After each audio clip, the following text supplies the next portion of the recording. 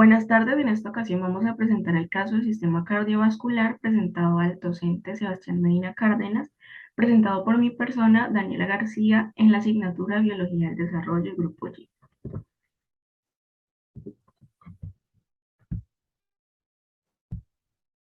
Como primera pregunta, tenemos cuáles son los defectos cardíacos que se presentan en la tetralogía de Fallot. Bueno, los defectos cardíacos son el cabalgamiento aórtico, que es cuando la arteria que lleva sangre oxigenada al cuerpo se traslada sobre el ventrículo derecho.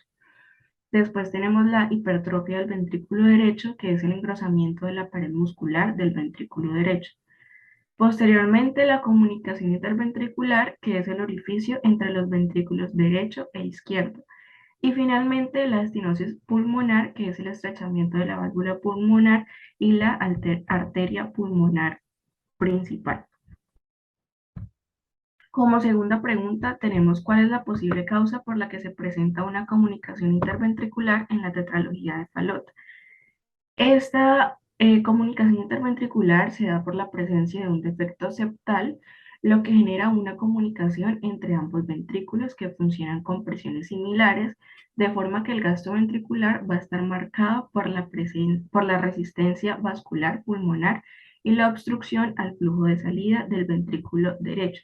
Como podemos observar en la imagen, tenemos un corazón normal con sus aurículas y ventrículos, válvulas bien diferenciadas, y por el contrario tenemos el retrato de la tetralogía de Fallot en donde se observa el defecto septal, lo que genera la comunicación entre ambos ventrículos, llevando al paso de sangre saturada a la circulación sistémica, lo que conlleva a cianosis.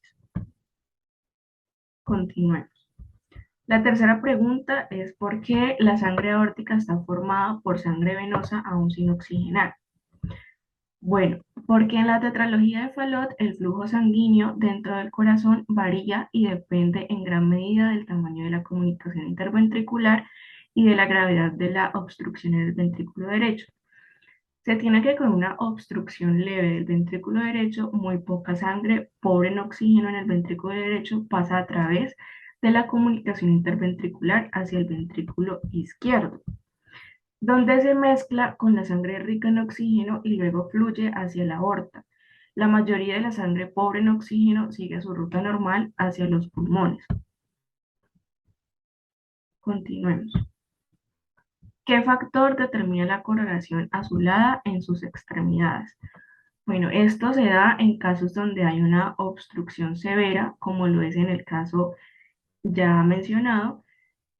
Se da donde hay una obstrucción severa en el ventrículo derecho, ya que es más difícil que la sangre pobre en oxígeno fluya hacia la arteria pulmonar. Por ende, más sangre atraviesa la comunicación interventricular hacia el ventrículo izquierdo, lo que hace que se mezcle con la sangre rica en oxígeno y luego salga hacia el cuerpo. Estos niños tienen niveles de oxígeno más bajos de lo normal en el torrente sanguíneo y por esto se produce la cianosis, especialmente cuando la presión en el ventrículo derecho es muy alta y grandes cantidades de sangre pobre en oxígeno pasan a través de la comunicación interventricular hacia el lado izquierdo del corazón. Bueno, ¿qué situaciones nutricionales debe tenerse presente en esta paciente? Principalmente se debe incrementar los requerimientos energéticos desde 75 a 120 kilocalorías kilogramo día en 20% a un 100%.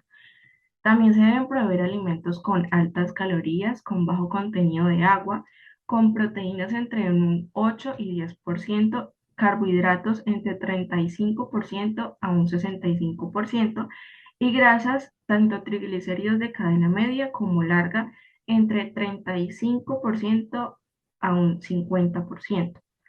También se debe limitar el ingreso de líquidos, restringir el sodio entre 2,2 y 3 kilogramos día y finalmente también se debe monitorizar los electrolitos, sobre todo el potasio, entre 2 a 3 kilogramos día. Bueno, ¿en qué momento del desarrollo embrionario pudieron empezar a generarse los defectos morfológicos? Hay que reconocer y hay que recordar que en el humano la morfogénesis cardíaca ocurre entre la tercera y sexta semana del desarrollo intrauterino. El sistema cardiovascular es el primero en alcanzar una madurez funcional durante el desarrollo embrionario. El corazón se inicia en la placa cardiogénica del mesodermo embrionario con la formación del tubo cardíaco y termina con la formación del corazón definitivo. Después aparece otro concepto que es la tabicación intracardíaca, la cual comienza en el día 27 y termina el día 37 y ocurre en distintas regiones. La tabicación del bulbo arterial se produce al final de la quinta semana, cuando aparecen dos crestas bulbares que crecen desde la parte alta del bulbo hacia el saco aórtico, formando una espiral que corresponde al tabique aórtico pulmonar.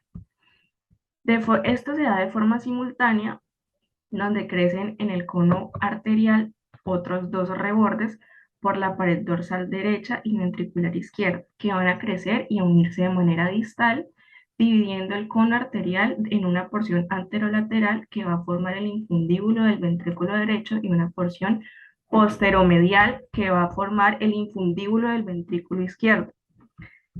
Después se da la división desigual del cono, es el origen, el cual es el origen de la tetralogía de Fallot, que es el defecto más frecuente de esta región. Si estos rebordes anteriormente mencionados descienden en línea recta en vez de en espiral, se producirá una transposición de los grandes vasos. Y cuando estos rebordes no desciendan completamente o no se fusionen entre sí, la malformación que se produce es el troncus arterioso. Después, el gen GATA6 y el cofactor TFAP2 beta, el cual será relacionado con los defectos del tracto de salida que se encuentran en la tetralogía de Fallot. Aquí tenemos la bibliografía consultada y finalmente, muchas gracias.